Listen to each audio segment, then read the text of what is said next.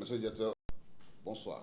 Bonsoir. Merci d'avoir accepté nous accueillir dans votre école. C'est un plaisir. Ok, alors on est venu pour causer avec les acteurs de l'éducation, élèves, enseignants, inspecteurs sur la loi punissant les auteurs des violences sexuelles sur les apprenants. Voilà, parce que nous avons aussi la mission de jouer à la vulgarisation donc, de cette loi. Mais comme nous sommes dans votre école, on veut bien savoir quelles sont les filières qu'on retrouve ici dans votre, au KTP Kara. Merci beaucoup. Merci pour avoir fait le choix du KTP Kara. Merci. Qui, d'ores et déjà, je vous dis que c'est juste à la sortie nord de la ville de Kara. Nous sommes juste en face du camp des sapeurs-pompiers. Nous sommes séparés par la route numéro 1, internationale bien sûr, et que le KTP Kara, dans l'ensemble, nous avons plusieurs filières.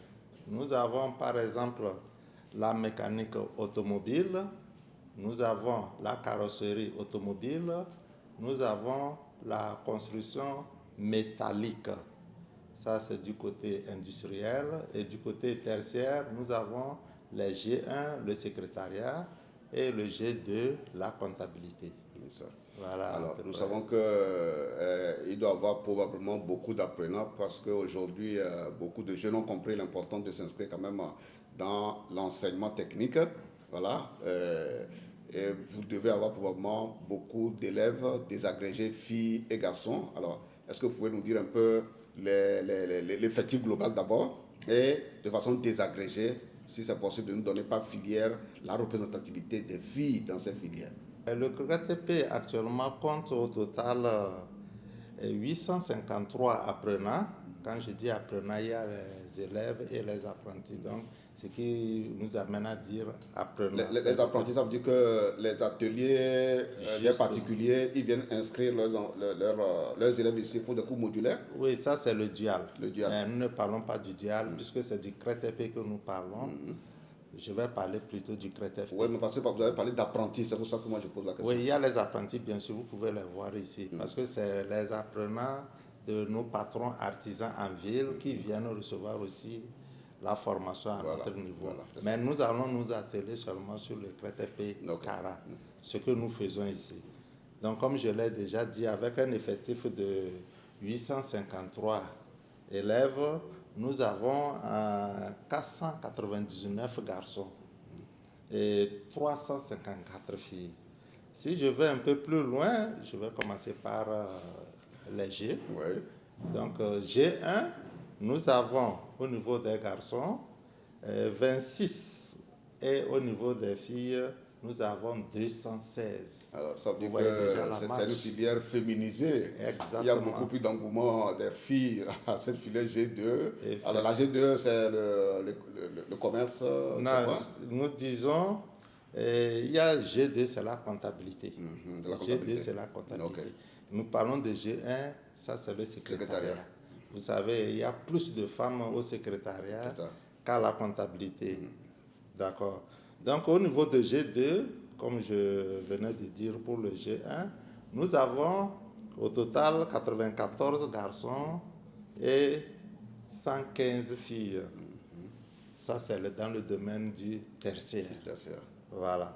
Maintenant, au niveau de l'industriel, nous avons en mécanique auto, le nombre de garçons, ça fait 251 et le nombre de filles, 15. Alors, comment vous expliquez cette faible représentativité? Pourquoi les filles n'ont pas d'engouement pour les filières industrielles? On ne parle pas d'engouement maintenant, mais c'est que par le passé, il y avait une mauvaise idée envers l'enseignement technique, où on disait tout simplement que le métier technique, là, c'est pour les hommes. C'est avec les sensibilisations, surtout le gouvernement qui s'est attelé à accompagner les jeunes filles, qui a amené à ce que nous avons un début d'engouement. Nous sommes sûrs que dans les années à venir, il y aura un très grand changement et on peut renverser la situation. Donc, c'était ça. L'idée de départ, c'est que c'est seulement un métier des hommes. Aujourd'hui, les filles, les jeunes filles ont compris que les filles aussi peuvent apprendre. Je vais vous donner un petit exemple qui peut vous étonner. Nous avons très peu de filles dans les industriels. Mais curieusement, à tous nos examens ici, toutes les filles à 100% réussissent. C'est seulement l'échec au niveau des garçons. On a l'échec au niveau des garçons. Okay, on va aux autres filières maintenant. Donc, à part la mécanique automobile, nous avons la carrosserie automobile également, où nous avons 62 garçons et 2 filles. La construction métallique, où nous avons comme diplôme là-bas le BT, nous avons 66 garçons et 6 filles. Voilà. Si je vais un peu plus loin pour parler des enseignants, vous allez voir que c'est presque les mêmes choses également. Bon, au niveau des enseignants, à l'heure actuelle, nous avons 56 hommes et au total 8 femmes comme enseignants. Dans le personnel administratif aussi, ça se reflète. Quels sont aujourd'hui les défis à relever pour que le CRETEP Kara réponde aux attentes des apprenants et de la population aujourd'hui? Ce que je vais dire au niveau des défis, nous avons vraiment des difficultés au niveau des infrastructures. Tout à fait. Donc il faut suffisamment de classes pour caser les apprenants qui arrivent. Effectivement. Si cette année nous n'avons pas pu recruter un nombre important, c'est parce que nous n'avons pas de salle de classe. Tout à fait. Nous n'avons pas de salle de classe. Nous manquons également certains équipements au niveau de la carrosserie ou bien de la mécanique auto. C'est des équipements, c'est vrai que c'est un peu cher, mais en principe, chaque apprenant doit être sur un élément pour le travail en industrie. Voilà, on est obligé de les regrouper en un certain nombre pour pouvoir faire le travail. Tout à fait. On va retrouver le grand groupe pour discuter de la loi contre les violences sexuelles sur les apprenants.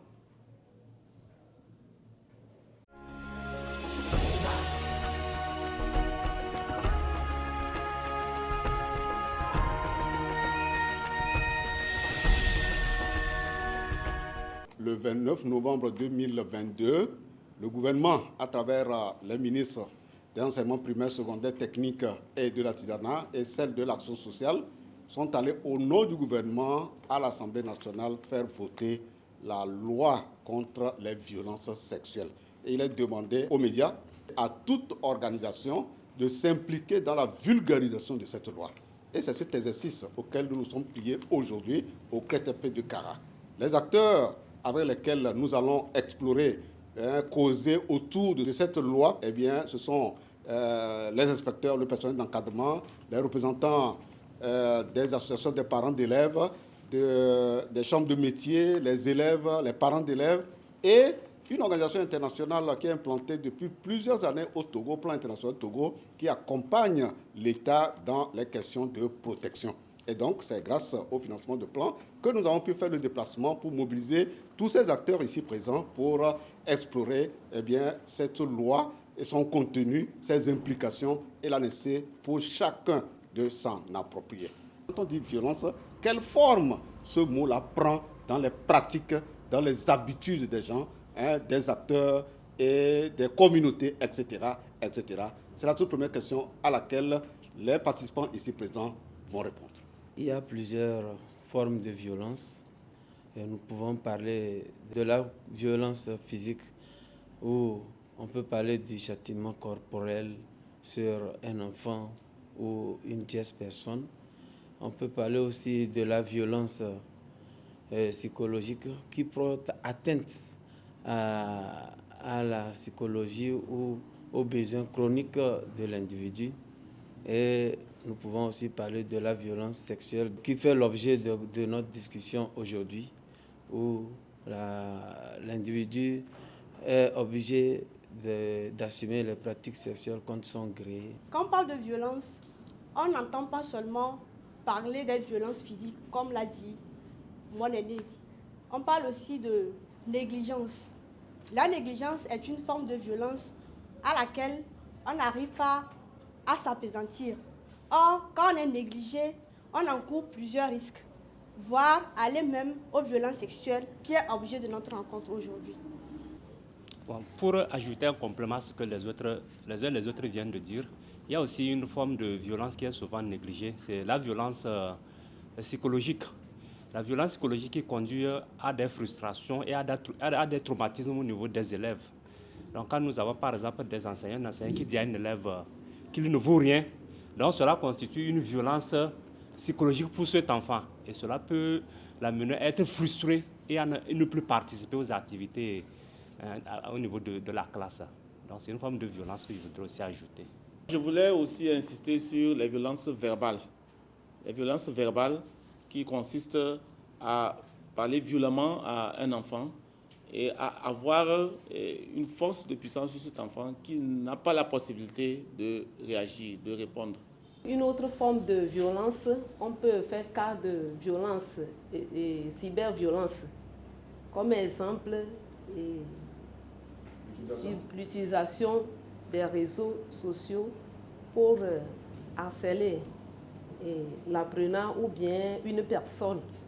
Par exemple, on peut envoyer une photo, une image à la personne, le menaçant. Alors, les participants viennent de donner des réponses précises à ma question. Quelles sont les personnes qui sont victimes de ces violences? Quand on parle de violence, ça concerne tout seul des gens. On n'y laisse aucun cesse concernant la violence. Ça concerne les sexes féminins, les sexes masculins. Ceux qui sont victimes de violence, on peut toucher un parent avec son enfant, un enseignant avec son élève, les élèves entre eux, et du côté aussi des apprenants, les patrons en face de leurs apprentis. La population cible qui est concernée par cette violence, on peut parler des élèves directement, les apprentis couturières et couturiers, les jeunes garçons, moins de 16 ans surtout, et en général, tout le secteur de l'éducation, parce que c'est là-bas il y a la majorité des mineurs. Donc, c'est plus ciblé. Nous venons de nous rendre compte que parmi les porteurs de droits, aucun n'est épargné par les violences. De la même manière que les porteurs d'obligations, puisque on a vu des élèves exercer des violences sur les enseignants. Vous voyez? Mais ici, nous voulons centrer notre débat sur les violences sexuelles. Alors, il semble qu'au niveau des chambres du métier, ces formes de violence prennent une autre allure que nous voulons relever. Au niveau de la chambre des métiers, au fait, j'ai vu dans un atelier où la patronne a obligé son apprenti à coucher avec son fils, le fils du patron en fait, parce que l'apprenti n'a pas le moyen de payer les frais de contrat. Je peux dire là-bas que c'est une autre forme de violence, parce que tu n'as pas les moyens, tu viens épouser mon fils, vous me faites des enfants, tu m'as payé le contrat. Je dirais qu'une autre forme de violence que nous remarquons au niveau des centres d'apprentissage, c'est que les patrons essayent d'envoyer leurs apprentis vers leurs connaissances et créer des relations. Et comme ce n'est pas dans l'atelier que les actes se passent, après, lorsqu'il y a un événement, ils ne reconnaissent pas avoir contribué à ce lien-là entre l'apprenti et le commetteur d'actes. Au niveau des centres d'apprentissage, il y a un phénomène qui se développe aujourd'hui et qui s'apparente au proxénétisme, où les patrons et patronnes des ateliers placent leurs apprentis aux clients afin de maintenir leur clientèle. Et elles créent cette situation pour bénéficier de ces relations dans leur atelier. Cela se répand aujourd'hui pour éviter d'être indexé. Voilà un peu cette forme de violence sexuelle qui ne se fait pas actuellement tellement voir. Les violences que nous constatons au niveau des chambres de métier prennent vraiment d'autres formes. Et c'est ce qui vient d'être décrit. On sait très bien au niveau de l'environnement scolaire. Nous savons comment ça se passe entre élèves, entre eux, entre élèves et enseignants, etc. etc. C'est tout cela que le législateur a constaté pour commanditer une étude. Et c'est cette étude qui a abouti finalement au projet de loi qui est passé d'abord au Conseil des ministres. Le Conseil des ministres est retourné à l'Assemblée nationale et de l'Assemblée nationale, c'est reparti encore au niveau du gouvernement pour son adoption. Et donc cette loi est devenue une réalité aujourd'hui. Et quiconque oserait défier désormais l'autorité qui a pris cette loi va voir sur son chemin les juges et il va se retrouver quelque part. Maintenant, dans cette loi, la loi était claire et a retenu toutes les formes de violence. C'est ce que nous allons découvrir avec la spécialiste en protection de plan international Togo. La loi portant protection des apprenants contre les violences sexuelles a mentionné en son article 3 la notion de violence sexuelle qui est une atteinte par des menaces ou des contraintes à obtenir des actes à caractère sexuel dans l'intention de nuire et dont les conséquences peuvent porter atteinte à l'éducation ou à la formation et au développement intégral des apprenants. En termes d'exemples concrets de violences sexuelles, nous pouvons citer l'atteinte à l'intimité de l'apprenant.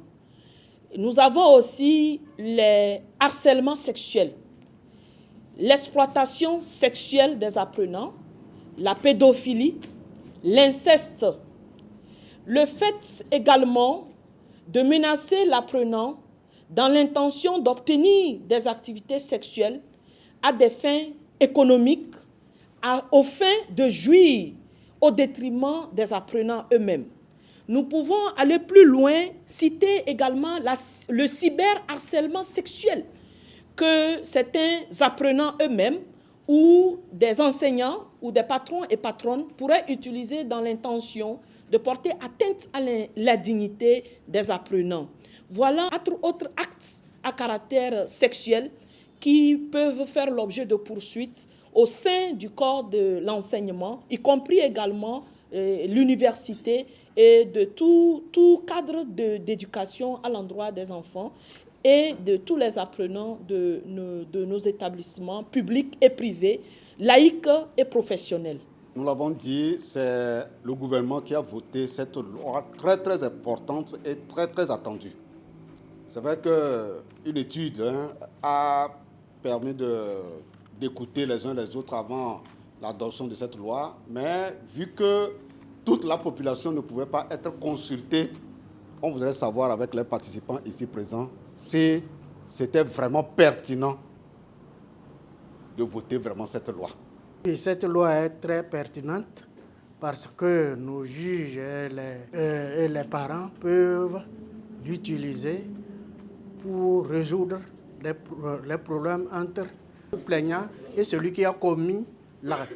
Maintenant, nous savons que la loi existe, donc les juges n'auront plus tellement de peine à trancher ce problème qui est sur le tapis.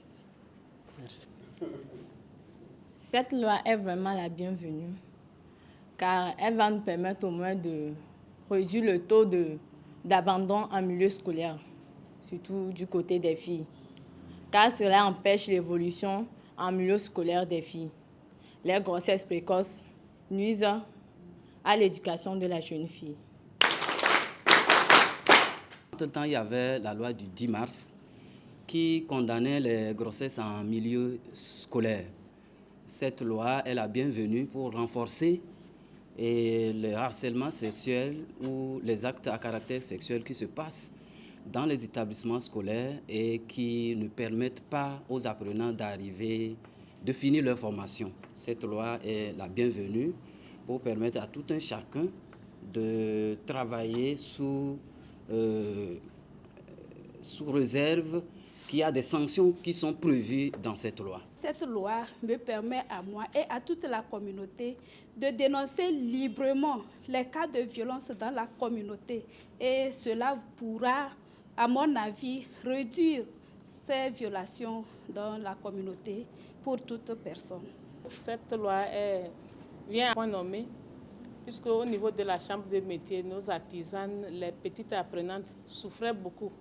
Et puisque cette année, la loi est sortie officiellement, ça permet que les parents ne soient pas intimidés, puisque souvent quand il y a une violence, les parents n'aiment pas aller dénoncer, puisque nous sommes des cohabitants, je ne peux pas aller dénoncer. Maintenant que la loi est sortie officiellement par nos représentants, et ça permet à toute personne qui apprenait toutefois qu'il y a une petite qui a été violée ou harcelée d'aller dénoncer.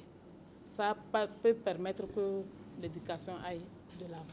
Cette loi vient à point nommé parce que au niveau du plan international Togo, où nous avons conduit plusieurs phases du projet de lutte contre les violences de genre au Togo, depuis 2014, c'était un des sujets plaidoyers que nous avons, avec les autres acteurs de la société civile, que nous avons essayé de travailler avec le gouvernement pour voir dans quelle mesure on pourrait avoir une loi. Parce qu'il y avait des lois dites dormantes et dans une situation d'abus, on ne savait quoi faire exactement.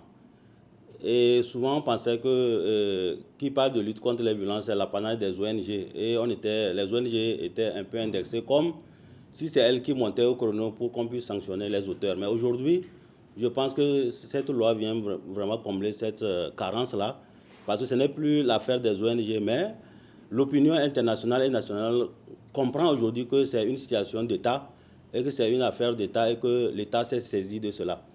Et sur ce projet où nous sommes depuis 2015, je vous dis que les chiffres sont vraiment effrayants.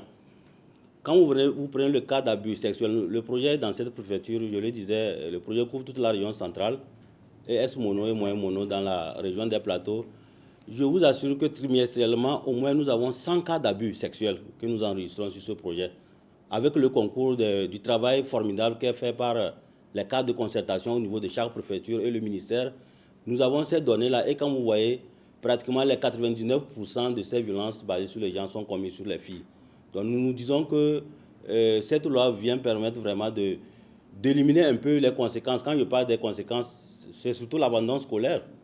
L'abandon scolaire, des fois, des suicides.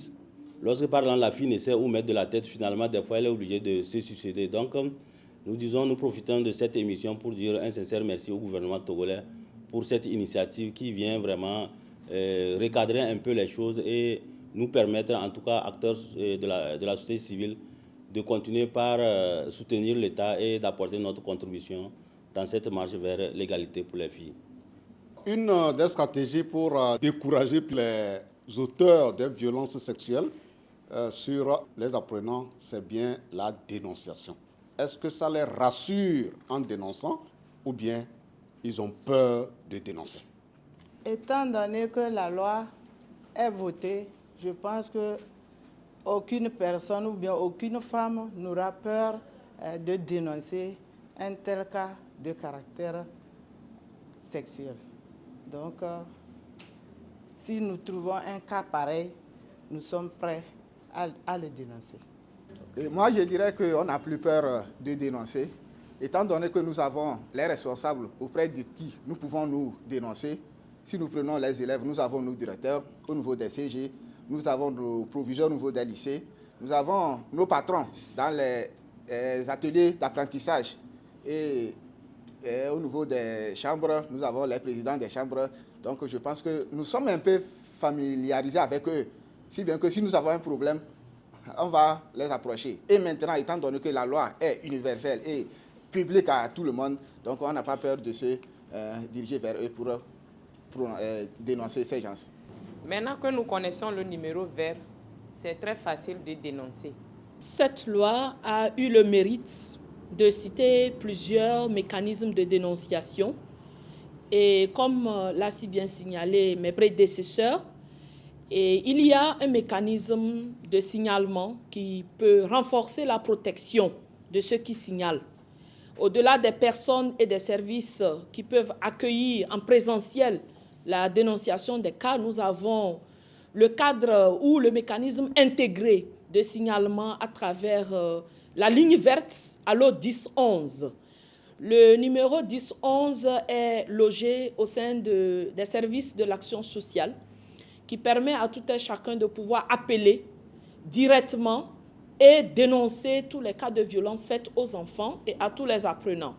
Et cette dénonciation peut se faire à travers un appel direct qui ne prend pas du crédit et également à travers la messagerie. Vous pouvez envoyer un message et ce message doit être court sous forme de télégramme et doit comporter un certain nombre de mots qui reflètent le phénomène, notamment le type d'abus, la personne victime d'abus, si nous connaissons ses identités, et si nous ne connaissons pas ses identités, c'est de le dire par rapport à la personne, l'identité, si c'est une fille ou un garçon. Également, ce qui est attendu dans ce message, avec des mots simples et courts, c'est le lieu. Il est important de bien préciser le lieu afin de permettre aux acteurs de l'action sociale et de la justice, des forces de l'ordre et de justice, de pouvoir agir au nom de la loi. Et il est attendu également dans la messagerie que l'on mentionne, si nous le connaissons, la nature de la violence. C'est important de le mentionner pour que l'action ou l'action des acteurs de l'action sociale puisse être ciblée. Si c'est un enfant victime de viol et qui nécessite une prise en charge rapide avec les agents de santé, tous les acteurs qui reçoivent l'information à travers la messagerie iront agir en tenant compte de l'incident. Et la messagerie est très importante. Plusieurs acteurs nommément cités en tant qu'acteurs de protection de l'enfant reçoivent des messages sous une forme anonyme.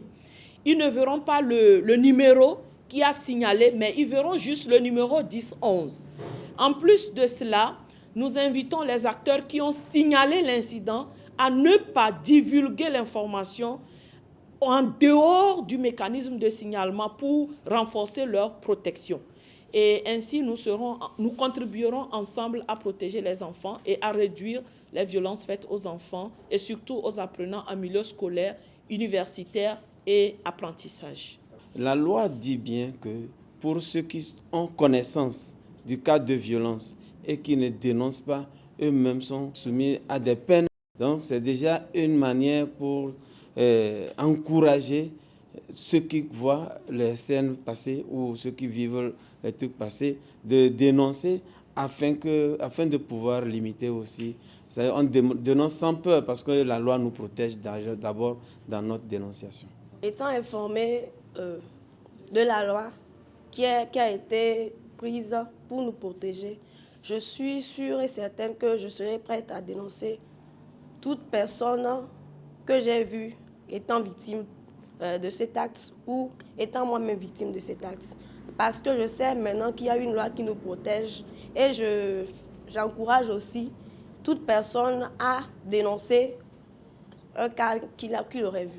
Chers téléspectateurs, chers participants, nous sommes en train de tendre vers la fin de cette causerie autour de cette loi très importante sanctionnant sévèrement les violeurs des apprenants. Et comme c'est plusieurs corporations, plusieurs groupes qui sont ici représentés, l'échantillon représentatif, eh bien, nous allons leur demander de se concerter. Parce qu'on veut voir concrètement qu'est-ce qu'ils sont en train de faire. Chaque corporation, chaque structure représentée, qu'est-ce qu'ils sont concrètement en train de faire et qu'est-ce qu'ils projettent faire pour renforcer davantage la vulgarisation et l'action aussi pour permettre à tous les acteurs de vivre cette loi. Nous, au niveau des médias, en tout cas au niveau de l'émission Débat Éducation, à travers cette émission, nous avons commencé déjà la vulgarisation pour porter l'information que nous avons déjà pris notre part de responsabilité. Quelle est la part de responsabilité de tous les acteurs ici présents? C'est ce que nous allons voir. On va le voir en concertation d'abord et après, chaque porte-parole des groupes nous dira ce qui est retenu.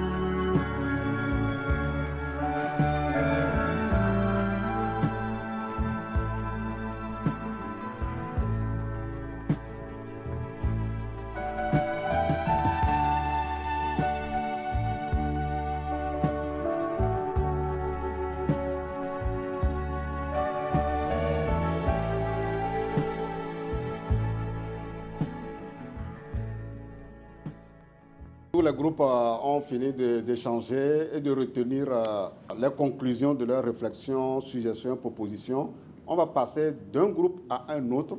Nous, les élèves, nous avons déjà dans nos établissements des clubs et des groupes pour sensibiliser les gens par rapport à l'harcèlement sexuel en milieu scolaire.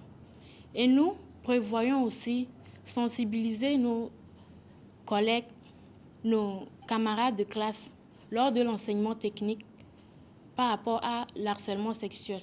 Parce que parfois nos camarades de banc nous harcèlent.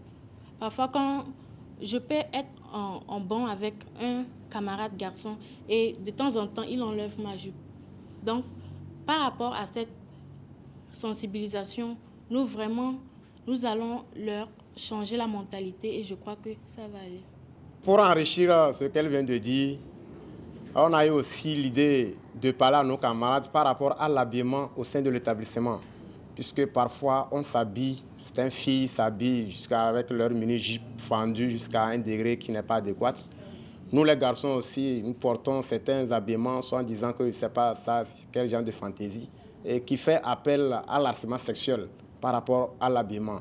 Donc suite à ça, on a créé entre-temps des staffs, comme elle vient de le dire, et la loi qui vient d'être votée, suite à ça, on doit s'approfondir pour mettre les choses à leur point, accompagné de nos professeurs et nos enseignants qui vont nous soutenir à pouvoir valoriser ou bien distribuer la richesse que nous avons ici présent reçue pour que ces genres d'harcèlement sexuel et autres puissent s'annuler au sein de l'établissement et dans le monde entier. Notre groupe, le personnel d'encadrement, a retenu les mécanismes suivants pour vulgariser la loi.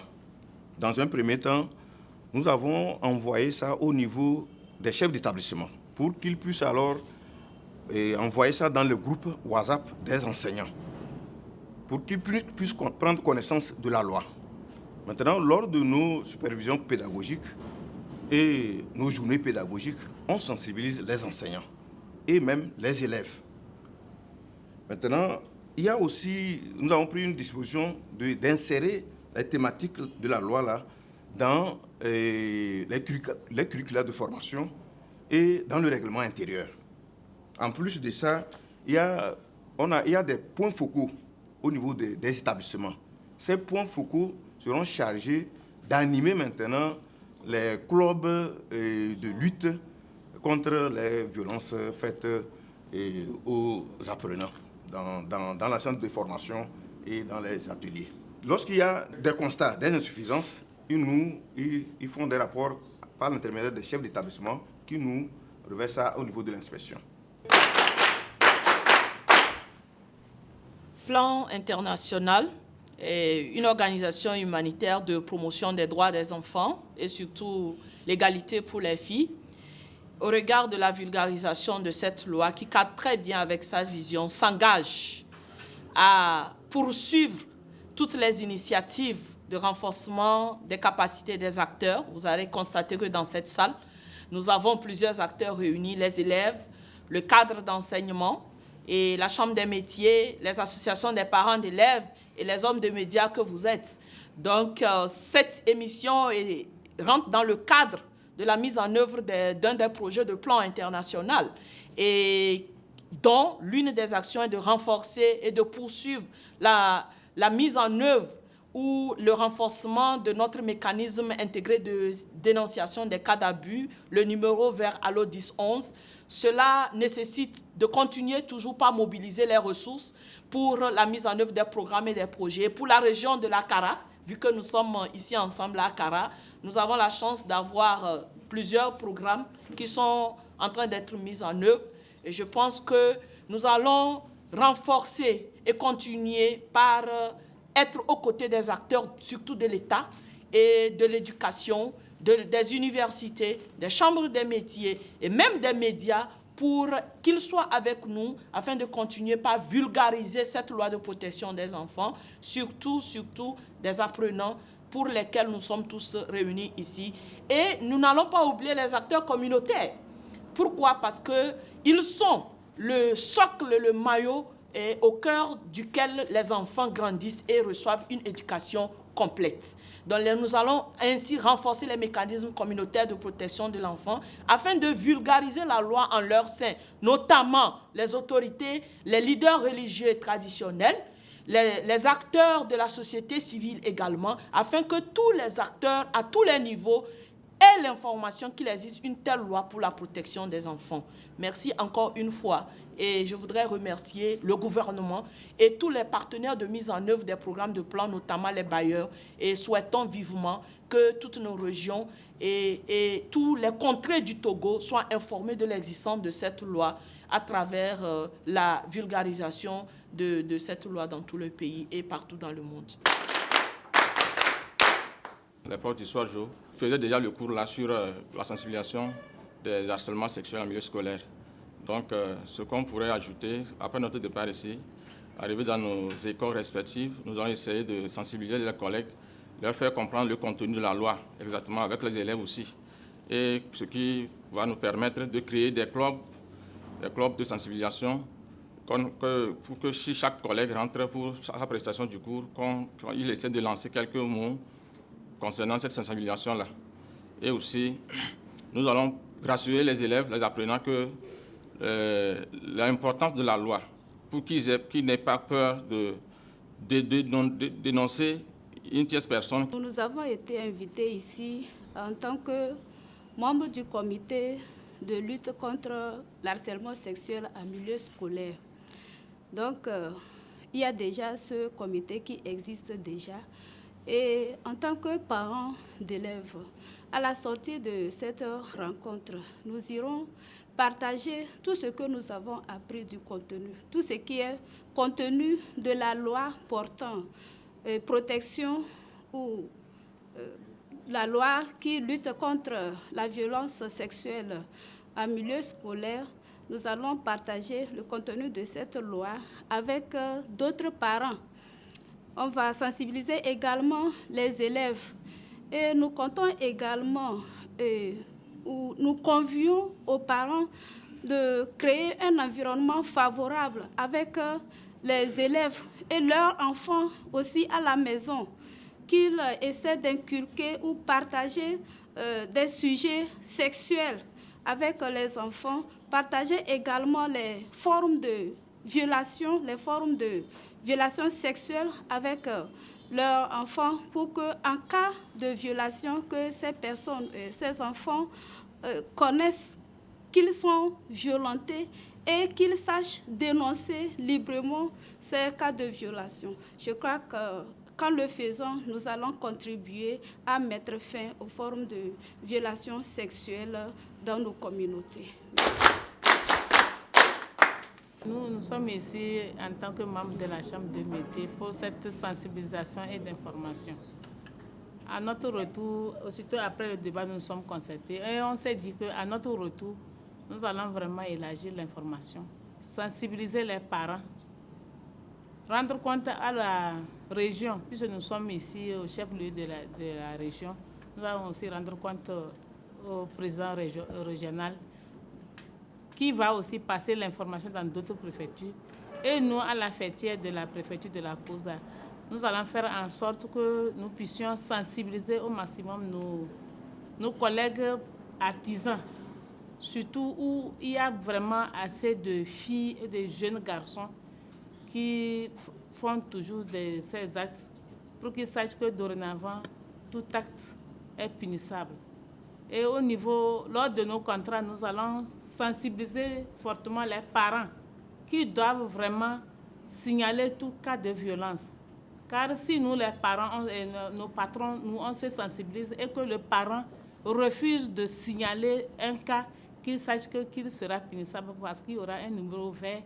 Quand l'environnement, la société autour de lui saura que son enfant a été violenté et lui-même n'a pas signalé, quelqu'un d'autre peut signaler. Et si c'est une tierce personne qui vient signaler pour ton enfant qui a été violenté et que tu ne l'as pas fait, tu es punissable. Chers téléspectateurs de l'émission Débat Éducation, nous sommes arrivés à la fin de cette causerie autour de la loi interdisant toute forme de violence sexuelle sur les apprenants. Et nous croyons avoir fait œuvre utile en procédant ainsi, en mobilisant un échantillon représentatif de tous les acteurs de l'éducation et les partenaires techniques et financiers qui accompagnent l'État dans les questions de protection. Et nous tenons vraiment à vous remercier de nous avoir suivis. Merci à tous ceux qui ont consacré leur temps pour venir suivre cette émission. On va boucler avec un banc d'applaudissements pour nous tous.